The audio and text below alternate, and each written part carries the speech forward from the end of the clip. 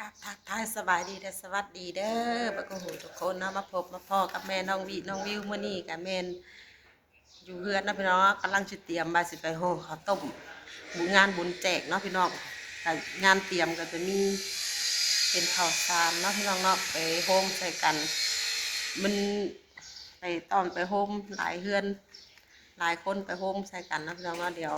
เฮาสิไปห่อมื้อนี้เป็นมื้อห่อข้าวต้มเนาะพี่น้องมื้ออื่นก็เป็นมื้อตั้งกองบุญเนาะเดี๋ยวว่าทางคนที่จัดแจ้งเตรียมอย่างแน่มื้อนี้เนาะพี่น้องเดี๋ยวเฮาสิไปพุ่นแหละเนาะไปทางงานบุญพุ่นแหละเนาะมื้อนี้เป็นมื้อจัดแจงมื้อบุกตู่เนาะพี่น้องเนาะมื้อบุกตู่มื้อห่อข้าวต้มมื้อห่อข้าวต้มข้าวตาบอะไรมื้อนี้มื้ออื่นพุ่นแหละเป็นมื้อโฮมเนาะพี่น้องเดี๋ยวเฮาไปเบิ่งไปชมกันอยู่งานเลยเนาะพี่น้องเนาะมาหอดเดี๋ยวดอกปลาดุกเนาะห่อข้าวต้มคนกับมาหลายอยู่มาห่อมาต้มมาโฮมกันมือมาอันงานเหมือนกันเนาะลมเนาะหนาวใช่เรียกว่าส่วนปากก่อนน่ะเฮ้ยมือเอาผ้ามาตุ่มไปวะอันนี้ห่อนต้องตีเดียวอ่ะเมื่อวานนี่มันห่อนดิคุณแม่เห็ดบุญถือมือพายุเขาก็น้องไม่ได้เกี่ยวกับเราเลยนะ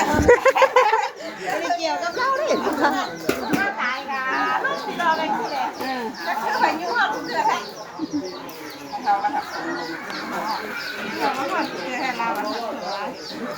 กันตกแต่แพ้รับก็ได้แต่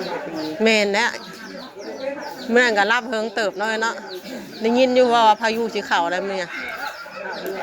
มีฮันเทปมีลมแดดนี่นะพันมาตายใช่ไหม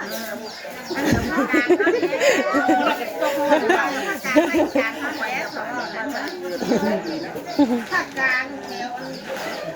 ถ้าจะเห็นเดี๋ยวมีพวกเขาด้วยนะเต็มการ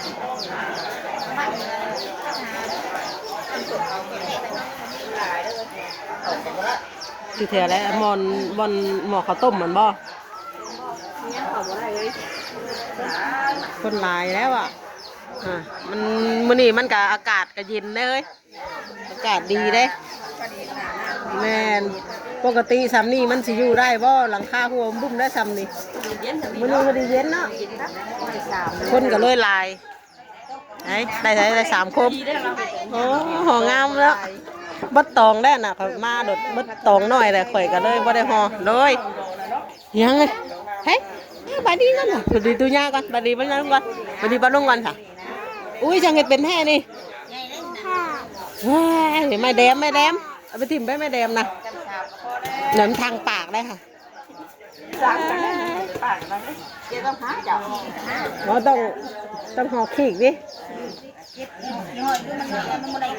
ก็ไปตองน้อยเลยเขาบุจะกลมห่อคนกับยังห่อบองามอยู่แล้วมาเจอไปตองน้อยอีกห่อบุจะกลมห่อ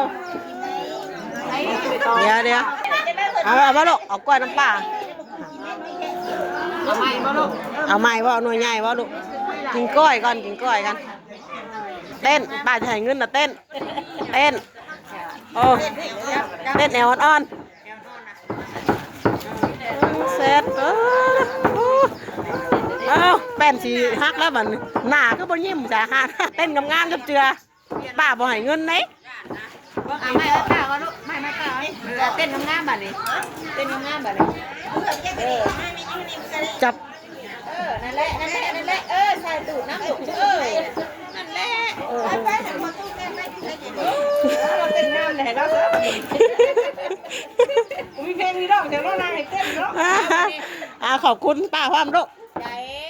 ใจกุ้งไก่กับมาแต่เศร้าไปซื้อนมไปเลือกเอาเต็มที่มือนี่อยู่ใกล้ใช่ไหมมาต้องขามหัวเอาเลยโอ้จะซื้อมาลายก็ตู้ก็แห้งเลือกถึกแห้งเลือกย่างนี่ลานกะเพื่อสิได้แต่ละอย่างโดดโยซื้อมาลายเราเลือกยากตี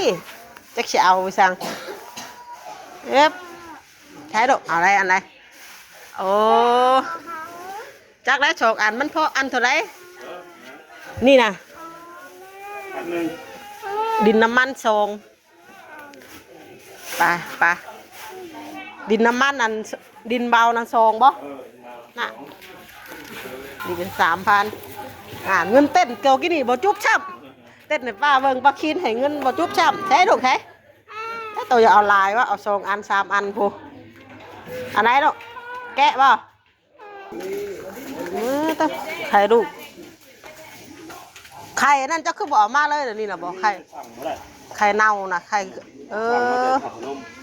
ต้องเอามาแต่ถาดพนมติแซ่บได้กินให้ติดใจได้ผัดโบมาเนาะ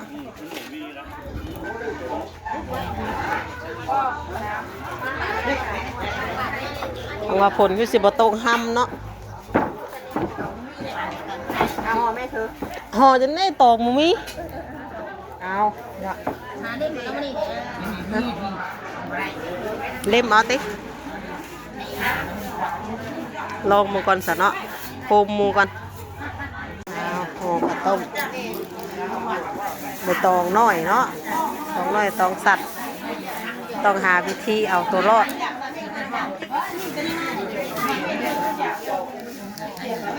โอ้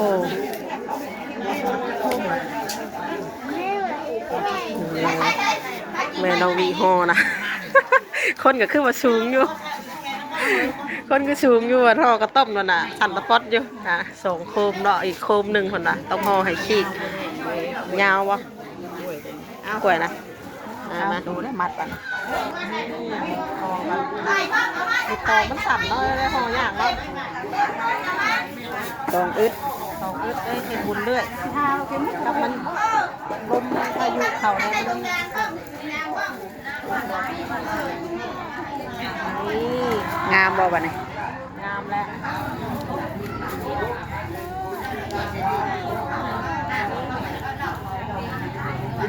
หอยตองไปบ่หอยเอามันจังเก็บง่าย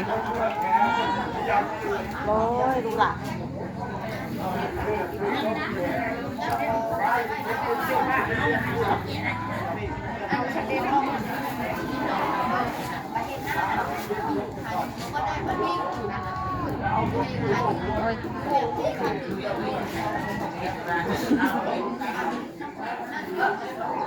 พอมีซื้อคำร่วม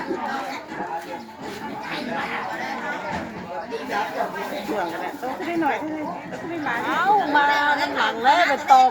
ก็บดเอา300 ศอกพ่อ300 ศอกเห็ดหน้าก็ได้300 ศอกใช่มูอ่ะได้บอกกระสอบมาป้าได้บอกกระสอบ300 ศอกพอแล้วคุณบ้าก็ได้ยังเหรองูทานเนาะพี่น้องเนาะรวมกันผู้ละ3 มัดผู้3 มัด7 มัด10 มัดแล้วแต่ผู้ห่อหน่อยห่อลายเนาะกินข้าวกับยังจะเลย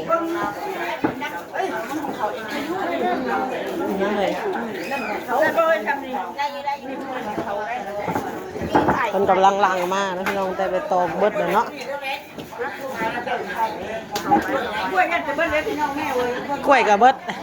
ดแหละคือกับมาทัน2 3 โคมนึงค่ะกะเบิดเลย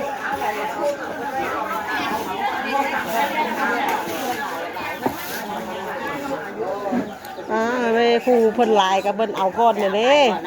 เพิ่นจะเฮ็ดเรื่อยลายไปตองกระโปงน้ำกระบอกทันได้กล้วยกระซุกน้ำกระบอกทัน2-3 มื้อแม่นเนาะ2-3 มื้อบุญ2-3 มื้อบุญเนาะมื้อไม่เท่าใครมื้อจักฟัง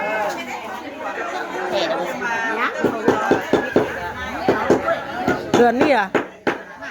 ออกใหม่นี่เด้คุณว่างานสุดท้ายว่ะงานสุดท้ายได้ใช่แมนบ่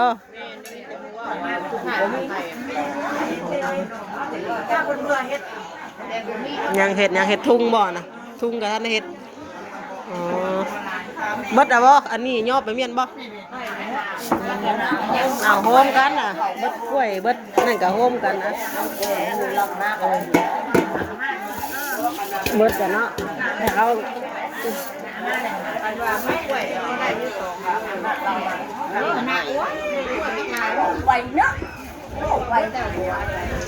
เอ้าเพิ่นบอกว่าเบิดไหนเลิกพี่น้องแมวเด้อกินนี่วะเพิ่นบอกออกมาเนาะ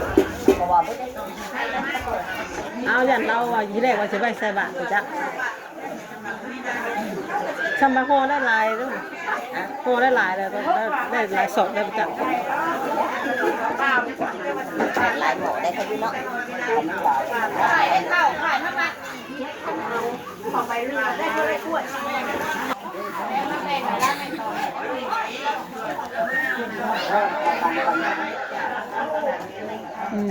ได้ยี่ดอกหา300 ศอกเราดอกได้ดอกข่าว300 ศอกจ้ะกันนิดนี้แล้วดอกเมื่อไรจ้ะได้คนหนึ่งเก็บมาหูไปตองเขาอยู่ให้ปักคีนจับซอยกันนี่ไปตองมันจะดุดหรือจับซอยแน่ชอบมาก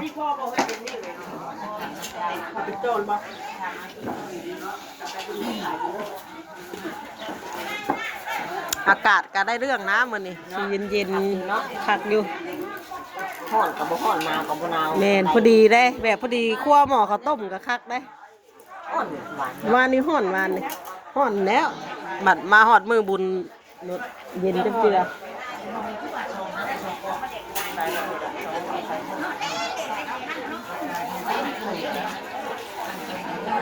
เพื่องให้งัวไว้ตำบักหุ่งไว้ตำหน่อยบ่คือยำใบซื่อยำไปตอนเว้นยำเติมหาข้าวในตู้กินนะพ่อบ้านเห็นย่อผ้าเข่าออกมาอยู่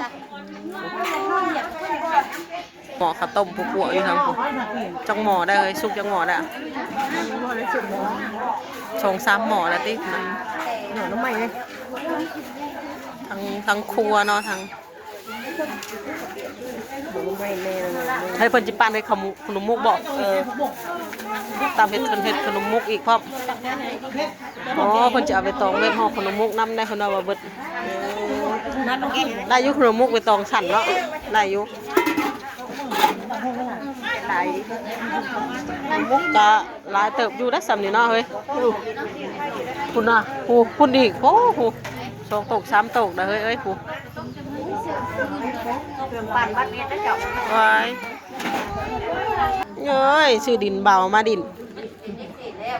เบาดินเบาดินเบาบ่แม่นดินน้ำมันบ่แม่นดินน้ำมันสนักอันนี้ดินเบาบ่วงผลบ่แม่นวงบ่แม่นเพื่อนผู้ใหญ่เฮ็ดให้ได้เฮ้ยนะเหมาะโจ้ยกะชมกับเลิ่นนั่นละเลิ่นชมเป็นใหญ่กับเลิ่นกะเมนูแกงใหม่ได้เลยเนาะปลากระเยงเต็มกระซามนึง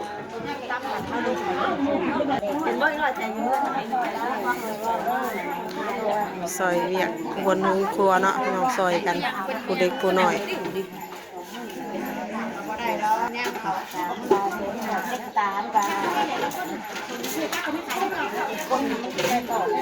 มาซีมพี่น้องเลยเอาข้าวต้มมาให้ซีมมันเทเบอร์ส่วนหลายมันอยากมาซีมเบิ่งสุกแล้วบ่ตัวเองเอ้าลูกวันนี้นะสุกแล้วเนาะหม้อสุกประมาณ2 หม้อ3 หม้อยังไม่ป้าแล้วบ่แล้วไปหั่นนี่ลูกกินข้าวอยากห้องก็ห้องอยากกินอย่างยังไปใจเองคนเดียวน้อยนะบ่ไม่ใช่เบอร์ก็เก่าเนี่ยแล้วบอกลงครับเป็นแบบไรเลยว่าหายญาติอยู่เป็นมืออ๋อใบตองเพิ่นนำมาให้กีบเป็นเฮ็ดห่อขนมมกเนาะพี่น้องเนาะนี่บ่มีกล้วยบ่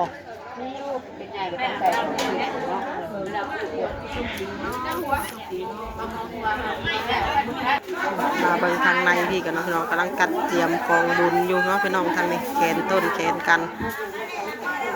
แต่งกองบุญ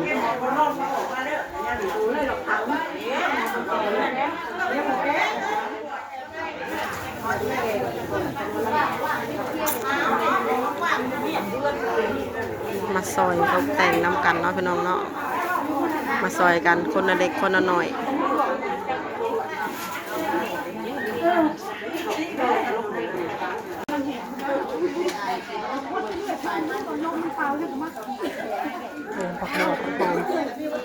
เอาเฮ้ยเห็ดขาวอะไรมันจะใช้เฮ้ยนี่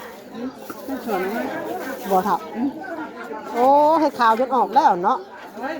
มันถึงเหี่ยวเลย เป็นเหี่ยวเป็นเท่า เฮ้ยฝนตกตะกี้เห็นบ่นี่นะ มันชิมได้เลยนะ เพราะว่าเครื่องมันออกข้างหลัง นั่นก็พักสิขั้นชมพักตัวนั้นดิ เลยเนาะพอดีชุบเลยเมื่อนี่ไม่ใช่ เอาเมื่อไปสุกนะบ่นะไว้ใส่แกงไม่เว้ย เอามือได้คำบุกเกรงใจแล้วเอามา เกรงใจพี่ค่ะพอดีชุบดิ เอามืออะไรคำบุกคนเกรงใจผู้ล่ามาไปล่างได้เลย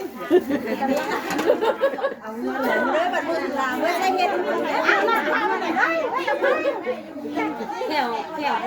ยังบ่ ล้างผักบัวไว้ขั้นสมขั้นจะพักกับผักกะหล่ำ ตาว่างนะต้มน้ำขับตาว่างทานจนหมดเลย เลยหน่อไม้ถงเบยหน่อไม้สดแล้วว่านี่ นะคันปุดอันท่านเนี่ยข้าวจืด หน่อไม้สดแล้วได้หน่อไม้มาเส่หลายให้ซื้อบ่ ได้ซื้อกัน จะไปหาหน่อไม้น้ำหน่อไม้นะ เรื่องนี้ป่ะตัวนี้โดยก่อนนอนแล้ว จังหน่อยแล้วก็ไห้ได้ค่ะจังหน่อยเจ้าก็ไห้ได้ค่ะหมู ไอ้เฮ็ดย่างไม่ค่อยสิโง่เพราะปานนั้นขั้นแบบนี้ เฮ็ดได้สาวัน ยุบซะก่อนว่าจังค่ะ เนาะ กินมาสิโจ๊กข้าวหงน้ำเต็ม ก็จะเตรียมไป ก็จะโจมไปอันขั้นไกลๆหมู่อ่ะนี่เฮาเราถือกินมันจะซื้อกาน้ำตาไหลได้แต่ขนาดปอกอันนี้ซื้อกาซอยใส่ลาบใส่หยังชื่อกากำลังจิพกเลยอีนี่ถ้ามันขั้นที่นี่กำลังจิพกอีนี่ได้กินนี่บ่ไหวดีนะ นี่หมูเหรอนี่จับคือ เฮ้ยเอายังนี่หมูอ่ะ หางมันหางมันย่อย เอาหางพักบัว จำไว้ จำไว้เฮ้ยจำไว้ เดือเลยถ้าบอกได้ กั้นใจบ่เฮ้ยกั้นใจบ่ บ่ได้จักแล้วเสียบปั๊บแล้วมันยังไงเนาะ ตี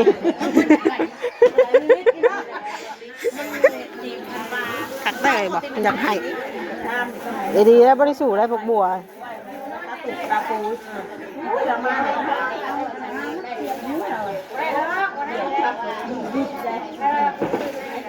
น่าเคยเห็ดรักก็ได้ลายดีเนาะ เอาคือเบื่อบ่นะ